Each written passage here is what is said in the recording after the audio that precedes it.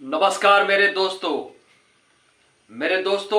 मैं Indranath Prasad, PLV legal aid clinic, Mahuadanr, district legal services authority, civil court Latehar. जी हाँ मेरे मित्रों, मैं आपको इस अवेयरनेस वीडियो में आपको जो है कि जिला बाल संरक्षण इकाई, आप देख सकते हैं यहां पर, देखिए, जिला बाल संरक्षण इकाई लातेहार। जी हाँ, ये क्या कहती है आपसे, इसके बारे में मैं बात करता हूं। या इसमें क्या लिखा है, इस पैम्पलेट को क्यों बांटा जा रहा है। ये पैम्पलेट अभी हमको प्राप्त हुआ अपना जो है कि डालसा कार्यालय, जिला विधिक सेवा कार्यालय लातेहार के द्वारा। जी हाँ मेरे मित्रों, मैं चाहता हूं कि आपको मैं अपनी आवाज दूं इस पैम्पलेट में लिखी हुई बात को। ये सिर्फ आपके लिए, और जो लोग इस वीडियो को देख रहे हैं उनसे मेरा आग्रह है कि आप इस वीडियो को व्हाट्सएप के माध्यम से या फेसबुक के माध्यम से, किसी भी माध्यम से हो, आप अधिक से अधिक इसको शेयर करें, उन लोगों को बताएं। आप ओरल भी बता सकते हैं, आप उनकी मदद करें। जी हाँ मेरे मित्रों, मैं आपको जो है कि जो अवेयरनेस वीडियो बनाता हूं, मैं एक पीएलवी हूं, पैरा लीगल वॉलंटियर। मैं आपके बीच सरकार द्वारा चलाई जा रही सरकारी योजनाओं को भी आपके बीच लाता हूं, आपको अपने शब्दों में, है ना, आपके पास रखता हूं, आपको समझाने की कोशिश करता हूं। मित्रों, तो चलिए हम इसको स्टार्ट करते हैं कि जिला बाल संरक्षण इकाई लातेहार आपको क्या बताना चाहती है।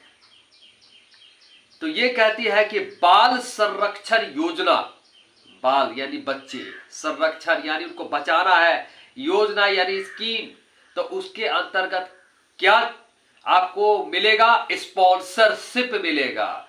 तो स्पॉन्सरशिप मिलेगा, लाभ मिलेगा, तो कैसे मिलेगा, उसके लिए क्या मानदंड है ना, हम कैसे बच्चे और परिवार का चयन करें, उसके लिए कुछ मानदंड बनाए गए हैं, वो मैं आपको बता रहा हूं।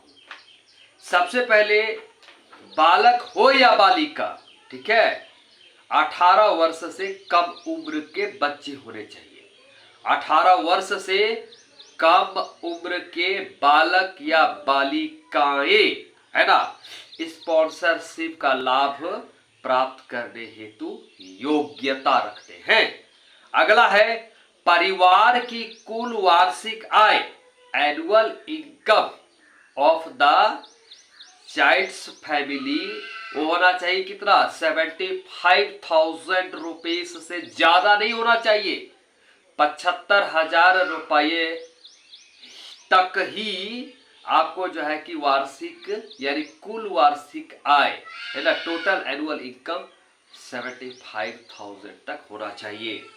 और अब क्या है, एकल माता पिता, है ना, यदि बच्चा का या मां है लेकिन पिता नहीं है, यदि पिता है तो मां नहीं है, या पूरी तरह से बच्चा जो है अनाथ है, तो ऐसे बच्चों को जो है कि जिला बाल संरक्षण इकाई स्पॉन्सरशिप से जोड़ रही है, स्पॉन्सरशिप का लाभ दे रही है ना, ठीक है।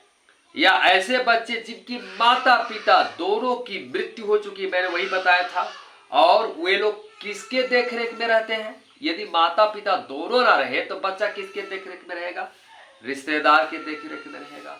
तो रिश्तेदार के देखरेख में अगर वो लोग रह रहे हैं तो उन लोगों को स्पॉन्सरशिप का लाभ मिलेगा। अगला है, ऐसा बच्चा, ऐसे बच्चे भी हैं मित्रों जिनके ना तो माँ है ना पिता है, या पिता है तो माँ नहीं है, माँ नहीं है तो पिता नहीं।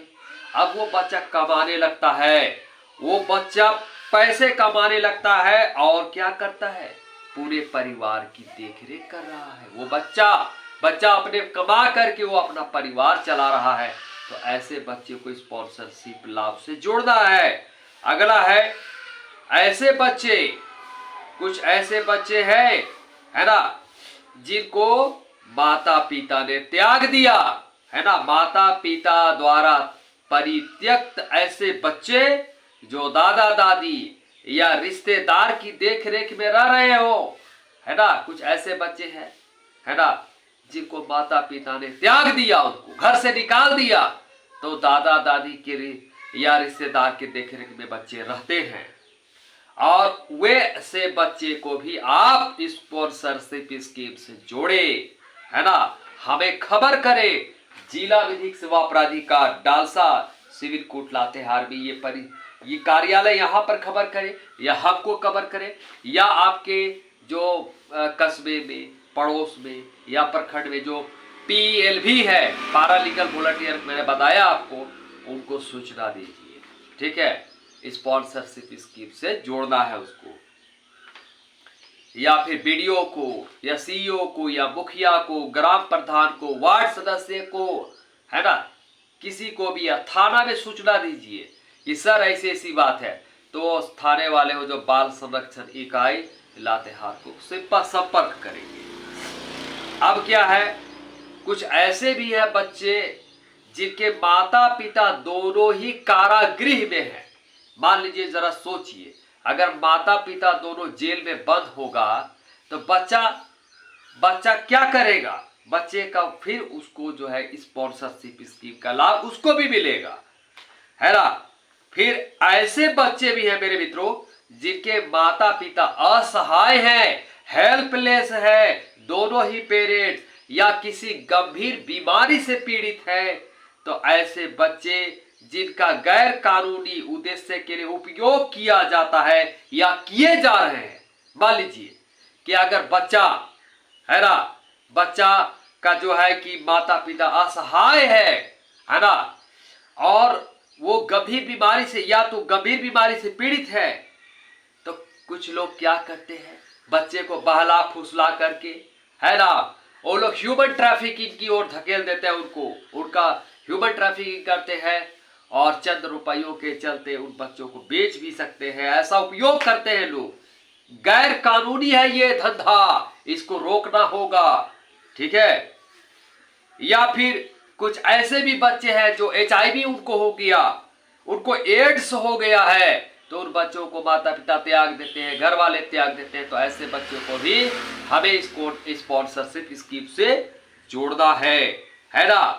फिर कुछ ऐसे भी परिवार हैं जो सिर्फ और सिर्फ बच्चे के माध्यम से चल रहा है, तो ऐसे बच्चे को भी स्पॉन्सरशिप स्कीम का लाभ मिलना चाहिए और मिलता है। फिर ऐसे भी बच्चे हैं जिनके माता पिता की मृत्यु हो चुकी या माता पिता द्वारा बच्चा का परित्याग किया गया, है ना, या तो माता पिता जिंदा भी है और बच्चे को त्याग दिए, और जो रिश्तेदार की देखरेख में रहते हो, जो रिलेटिव्स के यहाँ रहते हो, उन बच्चों को भी स्पॉन्सरशिप स्कीम का लाभ हम लोगों को देना है, हमें मिल करके देना है ना। और अगला है तस्करी से बचने वाले बच्चे। जैसे मैंने कहा कि ह्यूमन ट्रैफिकिंग, मानव तस्करी कर दिया जाता है, बच्चे को बेच दिया जाता है, और बच्चे को जब बचा के लाया जाता है तो उनको भी हम स्पॉन्सरशिप स्कीम का लाभ देंगे। ठीक है, तो अभी आपने इसको समझ लिया। अब आगे हम बता रहे PM केयर का लाभ प्राप्त करने हेतु बच्चे या परिवार के चयन का क्या मानदंड है ना। इसमें भी वही बात है, PM केयर में बच्चे की उम्र 18 वर्ष से कम होना चाहिए, चाहे वो बालक हो या बालिका हो। दूसरा, ऐसे बच्चे जिनके माता पिता दोनों की मृत्यु, है ना, COVID-19, है ना, महामारी के कारण हो गया हो। अभी मास डिस्ट्रक्शन जो हुआ था COVID-19, उसके चलते भी माता पिता दोनों की मृत्यु हो गई, तो ऐसे बच्चे को भी आपको PM केयर का लाभ दिया जाएगा, है ना। और अगला है ऐसे बच्चे जो अपने अभिभावक या माता पिता दोनों को COVID-19 महामारी में खो दिए, पहले से भी उनकी माता पिता नहीं थे बच्चे के, अब वो अभिभावक के संपर्क में रह रहे थे, लेकिन वो अभिभावक भी वो जो है COVID-19 का शिकार हो गया, तो उनको भी PM केयर का लाभ दिया जा रहा है ना।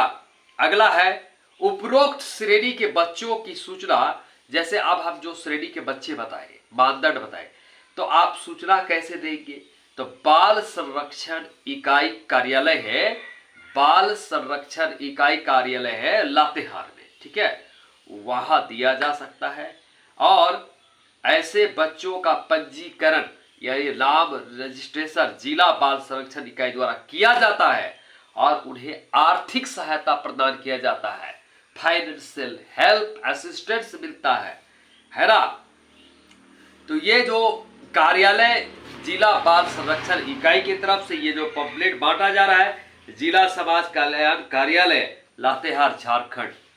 तो मेरे मित्रों, मैं आपसे आग्रह करता हूं कि मेरे वीडियो को आप देख रहे हैं तो आपसे आग्रह है कि इस वीडियो को, ये जागरूकता वीडियो है, ठीक है, इसको आप आज के जमाने में व्हाट्सएप का चलन हो गया है, फेसबुक आ गया है ना, तो इन सभी माध्यमों से, है ना, आप अधिक से अधिक लोगों को शेयर करें, है ना, इंस्टाग्राम के माध्यम से शेयर करें ताकि आपके माध्यम से उन बच्चों तक ये सूचना मिल सके और उनको स्पॉन्सरशिप और स्कीम और पीएम केयर दोनों का लाभ अधिक से अधिक दिया जा सके।